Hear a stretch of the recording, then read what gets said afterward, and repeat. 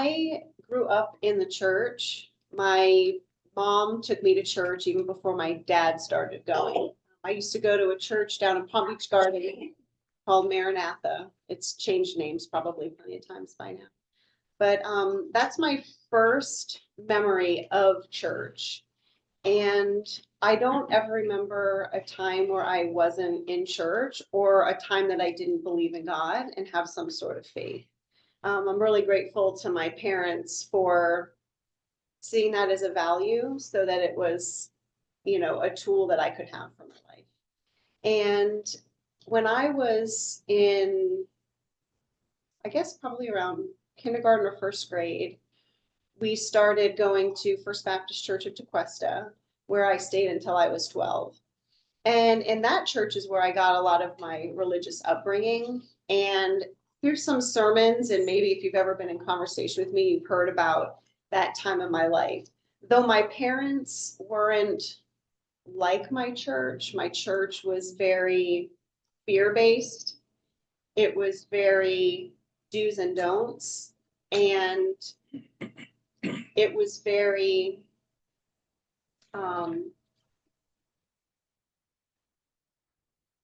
male-centered. I remember sitting in the pews as a child and wondering why our pastor would never come and talk to my family. My dad was a deacon, but we were always missed in that rotation every week. I watched his wife just kind of stand without a voice in her shadow, and I always was curious about that. During that time, my children's ministry, I don't remember anything from my children's ministry. I don't remember any of my teachers or any specific things that I learned, though I know all that is a part of the thread of me, the things that I did learn. But most of what I remember from that church is when I moved into the youth ministry. Before that, I have to say I asked Jesus to be my savior when I was in first grade. And my mom said that when I was at school, sorry, I'm like jumping. I went to a private school, and it was after a chapel service that my heart was stirred, and came home and talked to my family about it, and they helped me understand what it was that I was feeling. I got baptized at 12 with my dad and my sister at First Baptist Church Tequesta. My dad grew up in the church, but he kind of turned his life back to Christ as he was older. So my most vivid memories of church are when I was in the youth group. And during all that time as a child and in the youth ministry, every time I would be in church, I would never believe that I was actually saved from the teachings that were happening to me.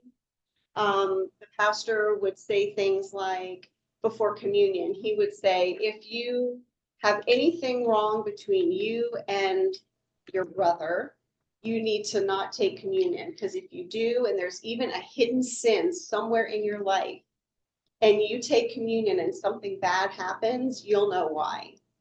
It was things like that that confused me about faith, because I always saw God as a very loving, caring God. And in my family and my parents, they modeled a different type of faith in Christianity than my church was preaching, and I'm grateful for that.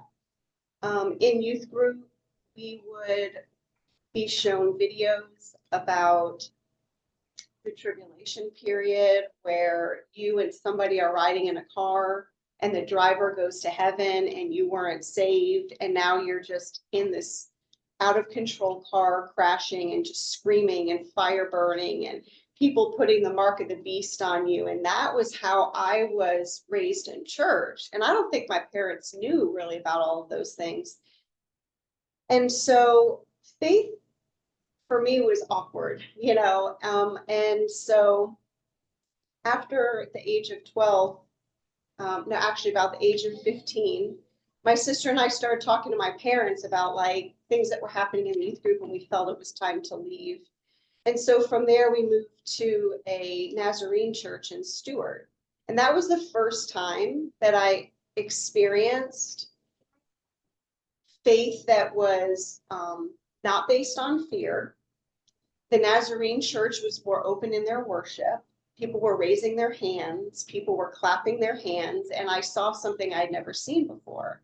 And I recognized that there were many different ways to worship, and that not every church thinks that same way, because I've been in that church for so long.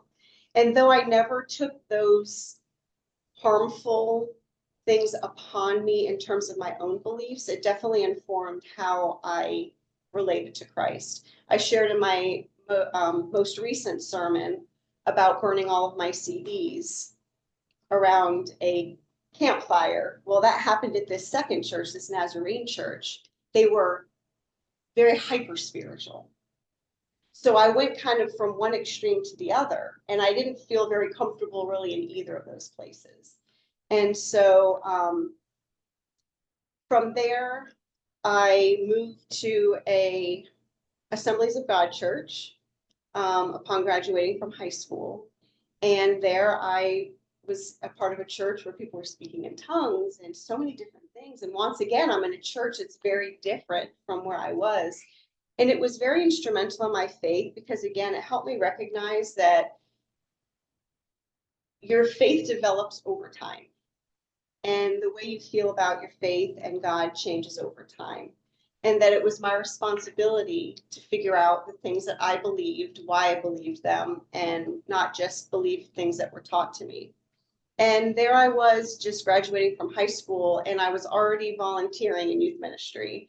So back then I was barely out of high school, and I was volunteering with the youth there at the Assemblies of God church. After that, I met Pastor Joe in college, my second year of college. That would have been 1997. And we started going to an evangelical Presbyterian church where we also worked in youth ministry. So I've kind of been, yeah, it was your home church. So being a part of ministry has been something I've done for a long time, but it was just opportunities for me.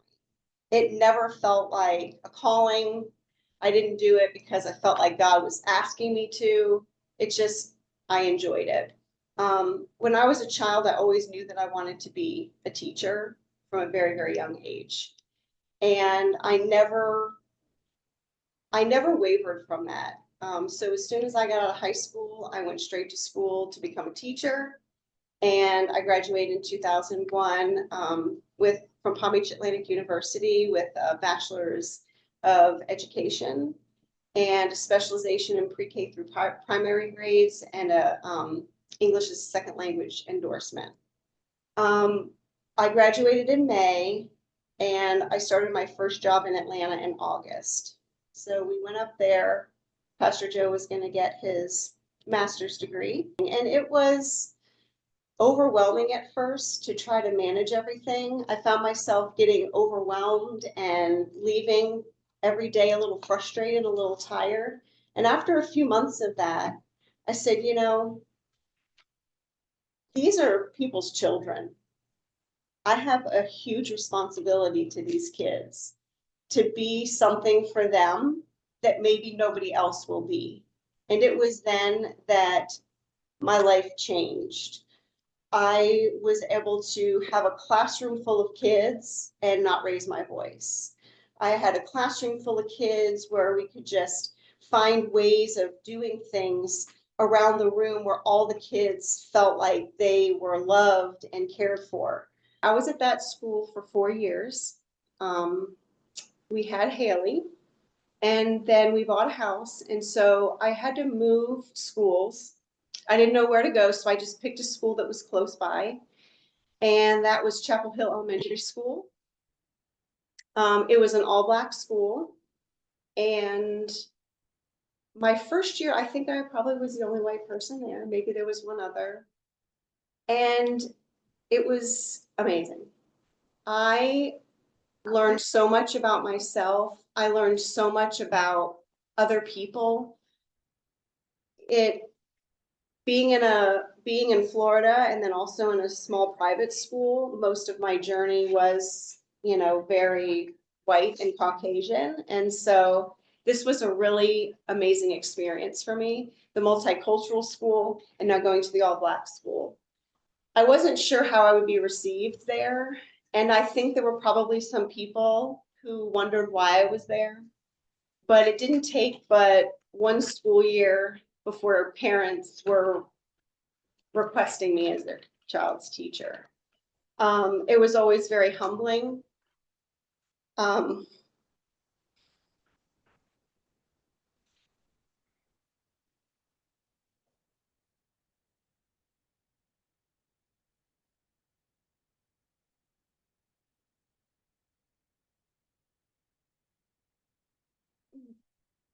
so much of who I am is from my years, from that point on, especially.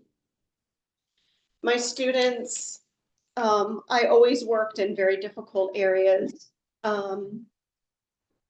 basically inner city, for lack of a better word. Teachers would come to me and say, oh, I looked at your role and I saw this kid. I said, I don't want to know. I wanted every kid to have their fair shot and their own space.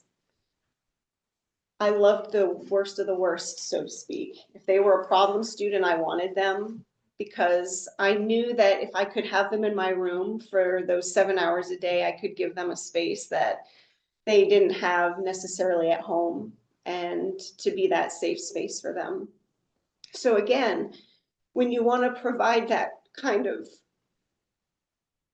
environment for people, children who can't make decisions for themselves and who are just a product of their environment, you have to be very mindful of who you are as a person. You have to be prepared every day. You have to come to school ready.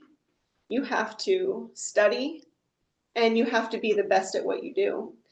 And so that's what I did for my students.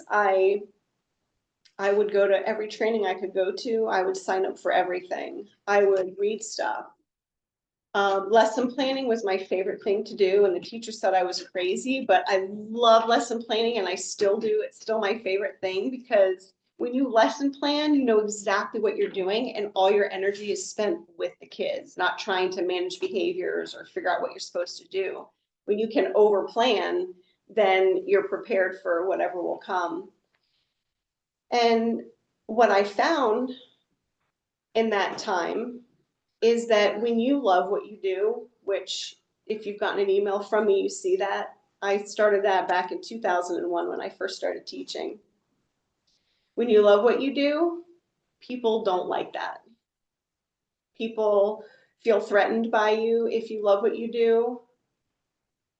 People try to minimize you when you love what you do. People will try to tarnish your name when you love what you do. When people would make things up about me, I would say, God, I'm here trying to be a good witness for you. And people are making up things about me. And I remember God telling me in my spirit that I'm not doing this. It's not my job to prove to them. God knows my heart. And so that just really kept me going in those schools. And again, I worked with a lot of challenging students. And if teachers would have trouble with their kids, they'd send them to my room, and it was amazing. So after a while, I ended up leaving that school, and it was the right time. I moved to Stone Mountain, and I worked at a school called E.L. Miller. And I walked on the campus, and the very first day that I was there, that evening was the day that Pastor Joe's father was killed. Mm-hmm. And that school felt like a family right away, from where I was. But anyway, it was an all-Black school as well. And again, just had the most unbelievable opportunity to have my life changed in so many ways from my students that were there and really, really shaped me. I had always wanted to be a stay-at-home mom since my kids were born, and God just kept me in the school system, and he knew my kids were taken care of, and I knew that. Whenever I would feel like I wish I was home with my kids, God would always say, your kids are good. These kids need you. And so teaching in the public school for me was a calling. I always felt like it was a calling for me. I did not feel like it was a job. I can't explain the amazing feeling I had every day. Now, there were hard days and there were exhausting days, and I hated grading writing or math papers. But the experience of being able to create an environment, as I mentioned before, for these children to have a safe place and to learn what they needed to learn was really important to me. Teachers were getting all stressed out about testing and how our pay was going to be affected if our kids didn't pass the test. And I said, and I would say to them, I said, we really don't have to worry about the test. If you just make sure that you're doing everything that you need to do, if we're prepared and we know our standards and we have figured out ways to teach them the best that we can and differentiate our instruction and teach to the learning styles. And if you just put all of your effort into being the best that you can be, the scores will come. And at that school, E.L. Miller, my principal came in, and at that time, my class, one period a day, that's when I was teaching science only. And then I was teaching writing and social studies to my homeroom class, but I would teach science to the whole 5th grade. And during one of those periods, it was a special education push-in. And my principal came one of the times and he was observing me. And when we met for my evaluation, he said, one of the things I love about your classroom, he said, I cannot tell who's high and I cannot tell who is low. He said, they are all engaged, they are all learning. And he said, and that is something that you just don't see. I didn't feel like I was doing anything extraordinary. I thought I was just doing what you're supposed to do. What if you're a teacher, these are the things that you should do. But over time, my last year there, I was working with teachers because I had left to homeschool because we were going to be moving here. Well, it was actually a couple years before that, actually. But Haley was going into middle school, so I was going to stay home for a couple years. So I stepped away. My principal called me back and asked me to work with the bottom 10% of the school, and then work with struggling teachers. And that was uncomfortable for me because I didn't want to go into classrooms and talk to teachers about what they weren't doing well. So God started stretching me. Everywhere I went, God just continued to stretch me and put me in places where I was uncomfortable, where I had to kind of rise above my own fears and my own weaknesses and find ways to thrive and survive in all these situations. And so this was a new one. And so I remember walking the building, and when I was walking the building, because normally I was in my own classroom, when I walked the building, the way I heard teachers talking to students, I was like, oh, that's why we keep having those same in-services, because teachers aren't doing what they're supposed to do. And it was so heartbreaking for me to walk around and hear teachers yelling at kids saying, get out of my classroom. And I thought, well, why would they want to be there if it's your classroom? We have to create these spaces where everybody feels welcome. And so those kids were probably happy to get out of that teacher's classroom because they didn't belong. And so that was really eye-opening for me. And it was heartbreaking that I had stepped away from full-time teaching at that point, but I knew that I had an opportunity to help others to perfect their craft as well. And so that was that. While I was teaching, in about 2005 or 6, maybe 2007.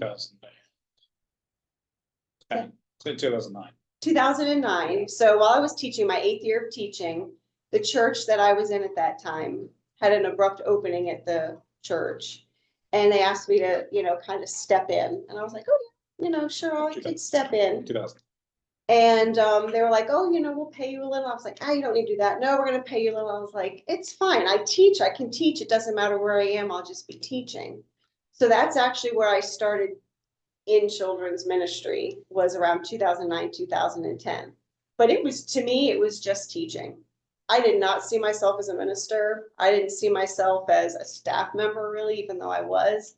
They called me the children's minister, but I tried to put that same, all the same skills that I had learned in teaching, and I tried to apply that in the church. I tried to create an atmosphere where we weren't just sitting in rows and just, being taught at like I was used to in church.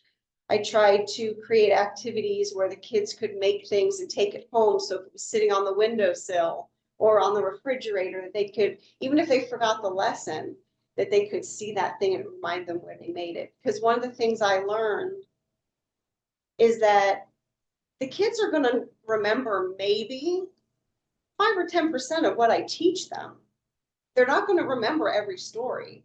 I could pull them all in a room and say, oh, who was the disciple who this? 9 times out of 10, they're probably not going to remember. But that's not the point. The point is being in a place where you can feel loved by those in church, where you have a safe space to explore your faith, where you have opportunities to ask questions, to doubt, to wonder. And it's not about recall. In school, it's about recall in a lot of ways, but the way in which we learn has to be different. So I try to take my teaching degree and my teaching experience and use that as my benefit, because I'd never taught in church like that before. And I loved it, but my heart was in the classroom. So my calling was teaching, and this little side gig is what I kind of always felt like it was children's ministry. And so I did both of those simultaneously for 6 years. When it was about time to, we felt God calling us away from our previous church, I resigned from my position in 2015. But I continued to help in the ministry whenever they needed it, to help them transition. They didn't want to step away, but I didn't want the church to lose 2 staff members at a time, because they didn't know we were leaving. They didn't know God was calling us away. So we kind of wanted to do that a little simply. Well, when we finally realized, bless you, we're coming to Vero Beach, I knew it was a much bigger congregation and we were going to be transitioning. And so I felt like the best thing for me was going to be as supportive to Pastor Joe as I could be, because I know there's a lot of people we're going to have to meet, and it was going to be a big campus to do by himself.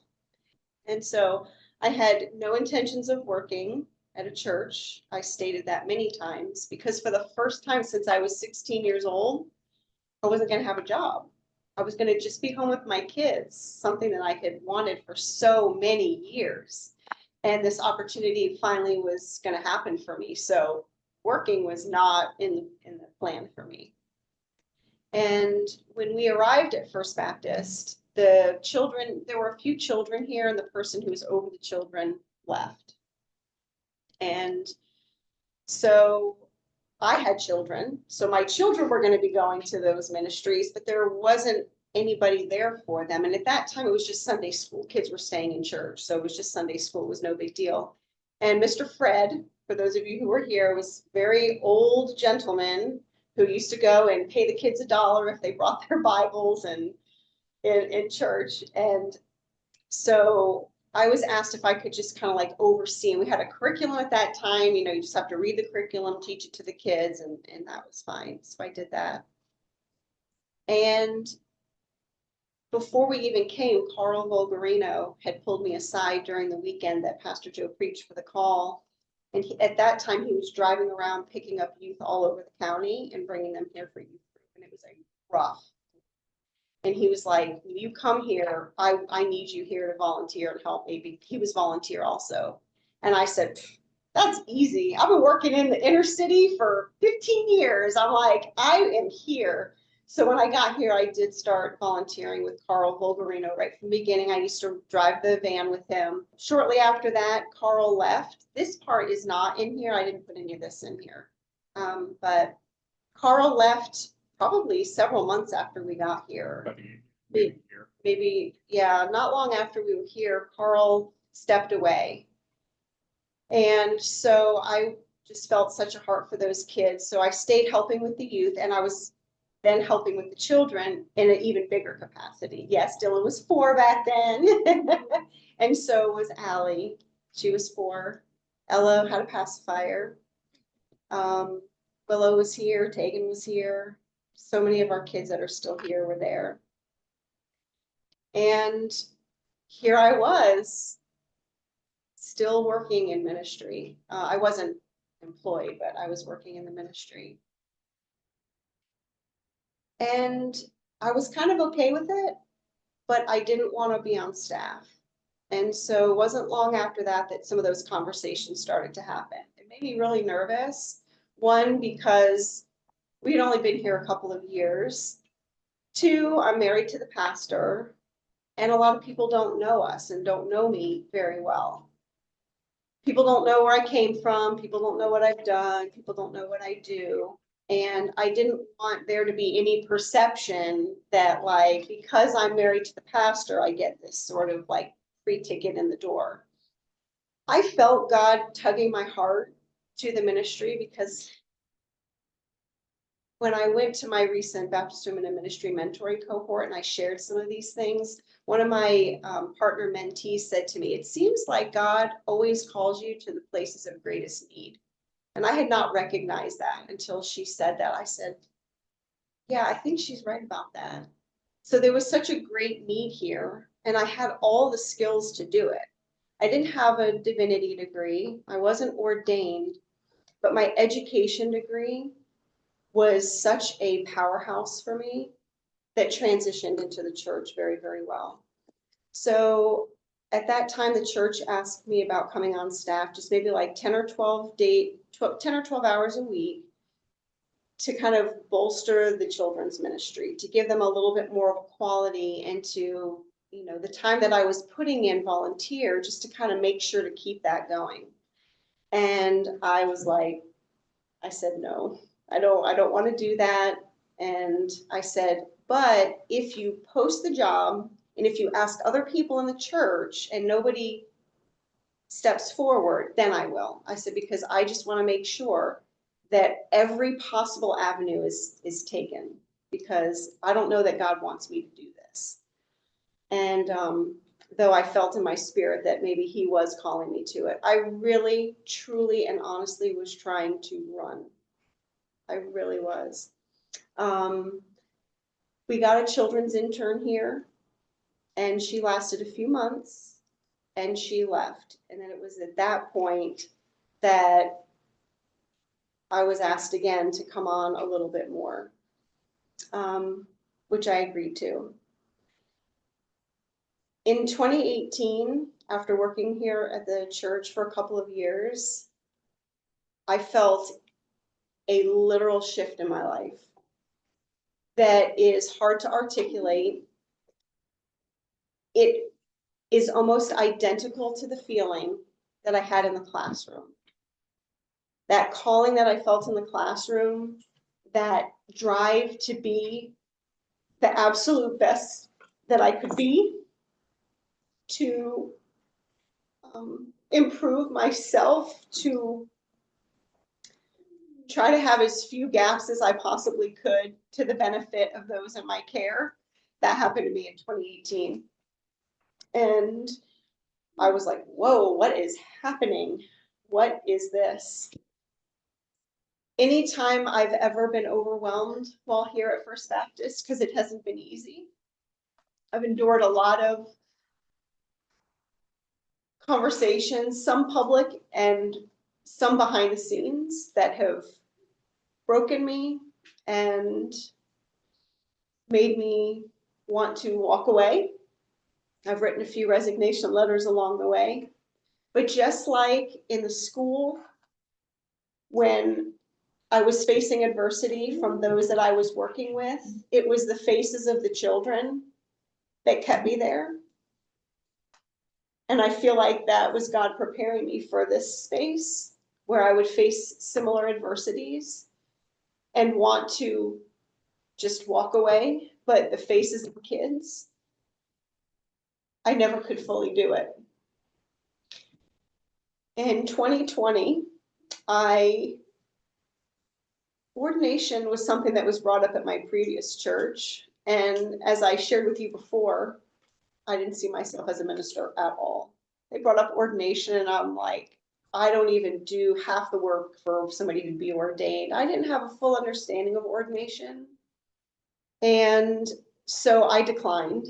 And it was brought up again later on after working there, and I declined it again because I'm like, I am a teacher. That is my calling. I'm just helping kids here at church. But that shift in 2018 really was something different. In 2020, after 2 years of wrestling with myself, because I don't like attention and I don't like accolades, and I just said, I'm here for the kids.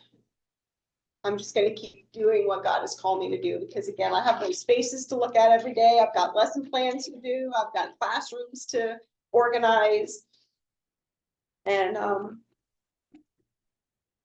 God didn't stop, though.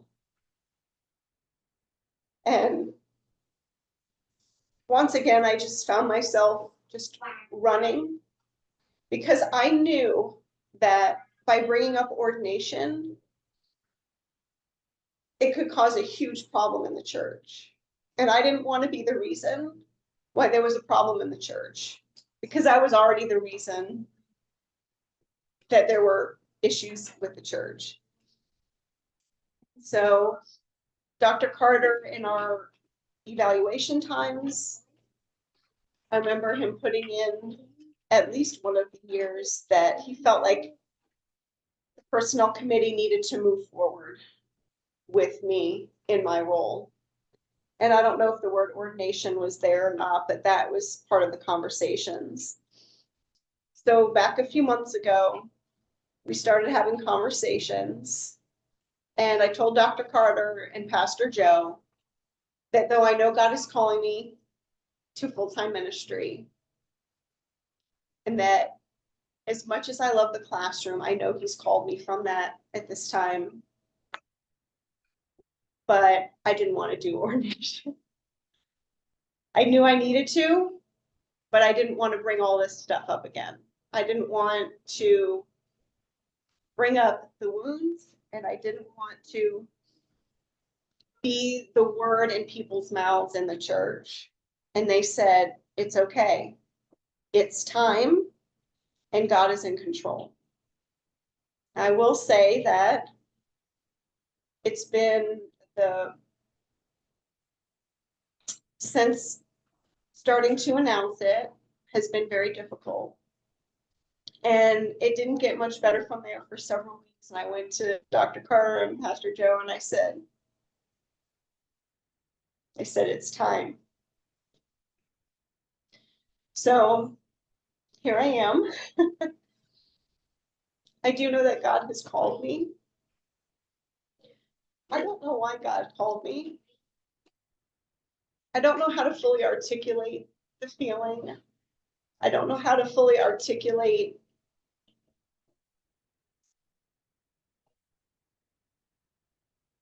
the purpose of ordination. Because again, I don't do things for recognition, and I don't do things for that. I recognize that ordination is a calling out, and I do believe that God is calling me out. I know that God is calling me to reach the children and youth at this church, the families, and the church at large. I know that God is calling me to bring the gospel into the community and into the and that